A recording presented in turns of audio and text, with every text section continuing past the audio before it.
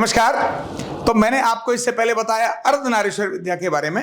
अभी बात कर रहे हैं हम आयुर्वेद विद्या के बारे में। तो थोड़ा संकेत बताते हुए, योग विद्या, अर्धनारीश्वर विद्या और आयुर्वेद विद्या, ये भगवान शिव के तीनों कला कौशल हैं जो उन्होंने हमको दिए। इसके बारे में मैंने बताया। प्राणों का विस्तार, इड़ा और पिंगला का संतुलन करके सुषुम्ना का जागरण, इससे आत्म साक्षात्कार और आरोग्य, ये इसके अंदर मिलता है। इसी तरह से ये गुरुकुलों में पढ़ाई जाती थी। भगवान शिव को आदि योगी इसीलिए कहते हैं। इसके बाद में अगला विद्या आई, उसका नाम है अर्धनारीश्वर विद्या। इस अर्धनारीश्वर विद्या के अंदर भी हमने बात आपको बताई, ढांचा और रसायन दोनों को संतुलित करने के लिए डीएनए भी संतुलित होता है और बीमारियों से मुक्ति मिलती है। ढांचे में मैंने दाएं और बाएं का भाग बताया था और रसायन में अनेक सारे हार्मोन और केमिकल्स के बारे में बताते हुए एसिड एल्कलाइन की आपको बात की थी।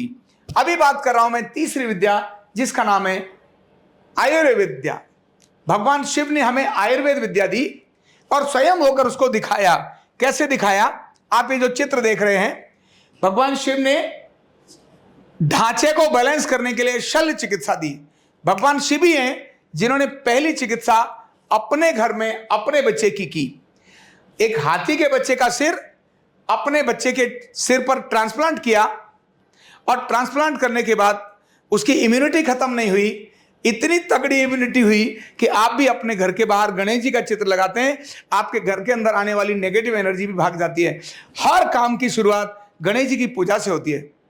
सर्जरी करने के बाद इम्यूनिटी खत्म नहीं हुई और जिसकी सर्जरी हुई उसके कारण दूसरों की इम्यूनिटी बनी। यह भगवान शिव ने शल्य चिकित्सा दी। पहले शल्य चिकित्सक भगवान शिव थे, जो ये चित्र आप देख रहे हैं।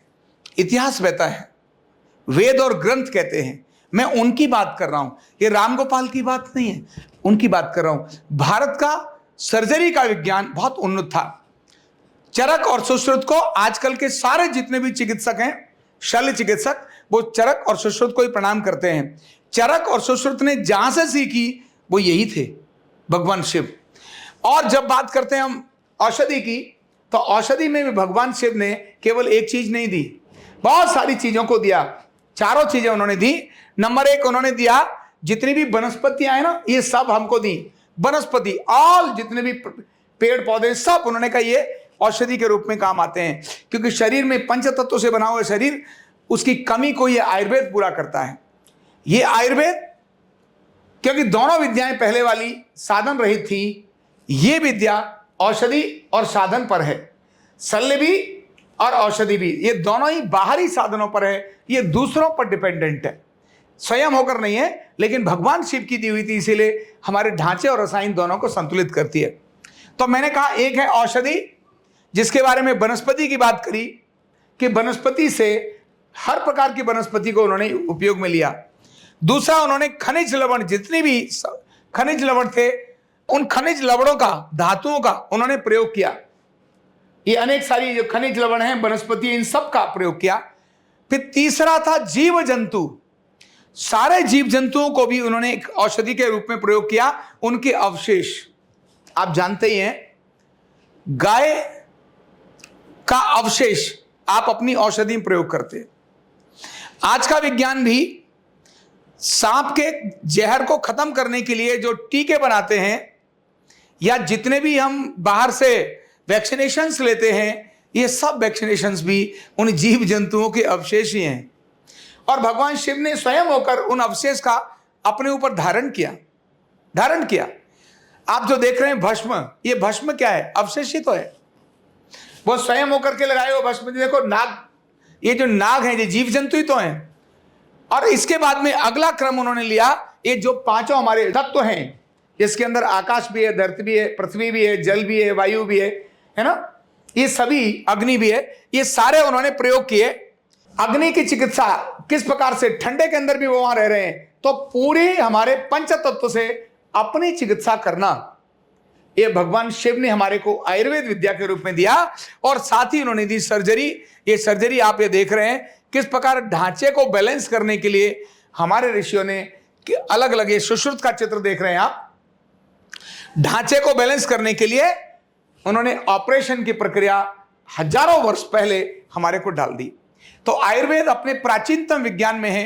केवल हमें यह जानने की आवश्यकता है कि भगवान शिव ने दिया था, और शिव ही तो हैं सृष्टि के निर्माता, शिव ही तो हैं परम कौशल देने वाले। तो ऐसे भगवान शिव का यह जो विज्ञान है, जिसको आयुर्वेद कहते हैं, आयुर्वेद विद्या कहते हैं, यह बहुत अद्भुत है।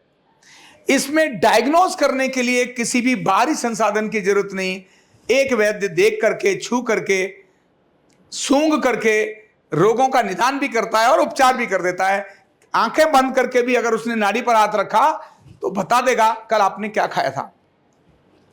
आपके दिमाग में क्या चल रहा है यह भी एक अच्छा वैद्य बता सकता है। एक महिला प्रेग्नेंट है या नहीं है, अल्ट्रासाउंड की जरूरत नहीं है, एक वैद्य यहां तक हाथ रख के बता सकता है आपके शरीर में कहां गांठ है। इसके लिए आपको कोई सीटी स्कैन की जरूरत नहीं है, एक वैद्य आपको बता सकता है। यह भारत की विद्या है, भारत की विद्या है। जांचने वाले जांचते रहे, वैद्य ने कह दिया ऐसा है मतलब है। मैं जानता हूं ऐसे अनेक वैद्यों को जो नाड़ी वैद्य है। तो भारत का यह अद्भुत विज्ञान इन तीनों चीजों पर, योग विद्या में, अर्धनारीश्वर विद्या में और अपनी आयुर्वेद विद्या के अंदर, ये तीनों में हम कहीं भी विदेशों पर डिपेंडेंट नहीं है। ये हमारे आत्मनिर्भर की चीजें हैं, हमारी अपनी चीजें हैं।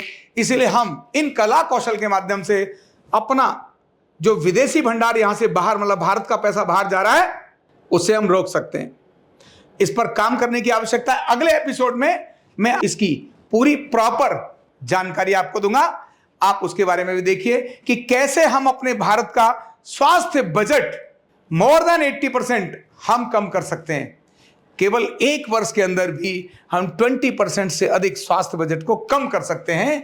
भारत पर और हॉस्पिटल्स पर रहा जो वजन है, जो विदेशों से हमें चीजें खरीदनी पड़ती हैं, एक लिमिट तक जरूर खरीदेंगे, एक कॉमन खरीदने की प्रक्रिया बदल सकती है। इसलिए आओ जानते हैं अगले एपिसोड में।